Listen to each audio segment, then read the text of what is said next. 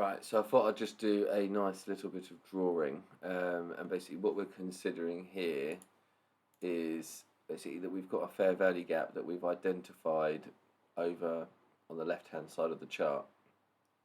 If price comes down into it and basically wicks in, now it could react off of the consequent encroachment or the 50% level.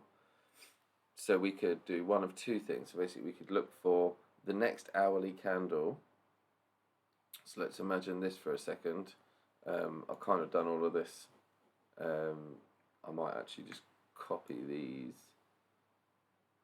and see if I can just move them all over. Bugger. So I want all of that business. I can't remember how to clone it all. But basically, yeah, so if price comes down into here, we could anticipate the thing falling. So what we could do is we could look at this wick in here, and if one standard deviation closes down in there, then we could basically be like, okay, cool, so we're going to wait for a stop run. What we would also do is we'd also look at how this low was formed. Are there any clean lows on a 5 minute or a 1 minute chart, for example? Obviously, this can be any time frame. So we've got two options, and that is basically if price extends down and then creates a wick, so we could be a buyer here, basically, if we saw a break in market structure, but then we'd have to anticipate that when the next candle opens that we might see some downside. So what I like to look for, and it's interesting that if you do this, I mean, it's not really that interesting because I've drawn it out specifically to do this, but these two are the same, but if we take the fib and we lay it across here and the low, now obviously we have a standard deviation that's extended out, but we're looking for something that's in the 50% of. So we've anticipated that this gap would fill, and then basically prices come back up, and now we're looking anywhere in this wick for an inefficiency or a 5 minute or 1 minute.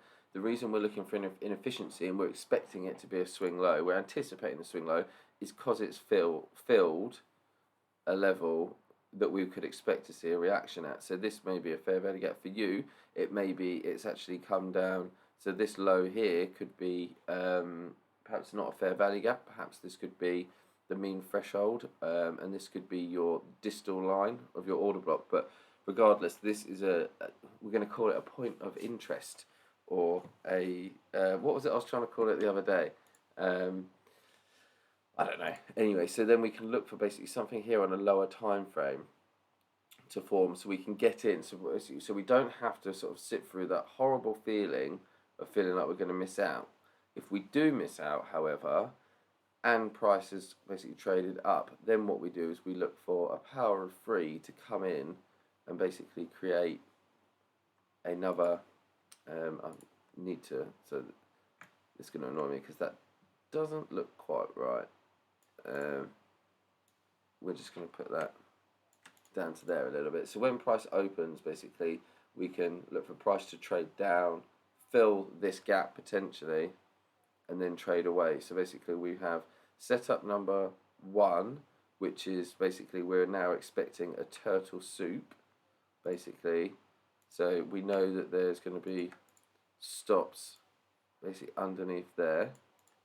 Okay, so now what we're doing is we're anticipating turtle soups, okay, or we're waiting for stops to be ran and then rejected. On a lower time frame, this would be a market structure break of some sort.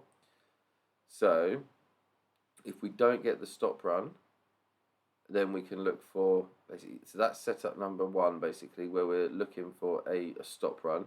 Setup number 2 is basically where we're getting in on a power of 3 concept into an area of inefficiency on the wick. Or setup number 3 is, I don't want to call it a late entry, but it's kind of like a last chance entry, shall we say, is a power of 3 concept based off of another fair value gap forming in or around the fractal low. So basically, the fundamentals of it are if we are trying to buy a stop loss, so like trying to buy a stop run, I would never know how far to put my stop loss, right? So let's say that we have it here. Do you know what I mean? Let's say it's that, and we're targeting an old high. Do you know what I mean? This may be larger than if, for example, we'd literally just we'd found an inefficiency, or we wanted to just buy 50% of this wick, and we would allow that plus spread below. We could basically, we're now tightening up our stop loss. Ideally, we want to be getting in on this move, so we want to be anticipating reversals and then reacting when they actually happen, as opposed to something like this, which is, although it's a good trade, again, do you know what I mean? Our stop loss is now needing to go down below here, or perhaps even below here, still for the same sort of target. So for me, it's kind of just understanding how these things work, and and really sort of drilling down onto them and making it really sort of clean and pretty. So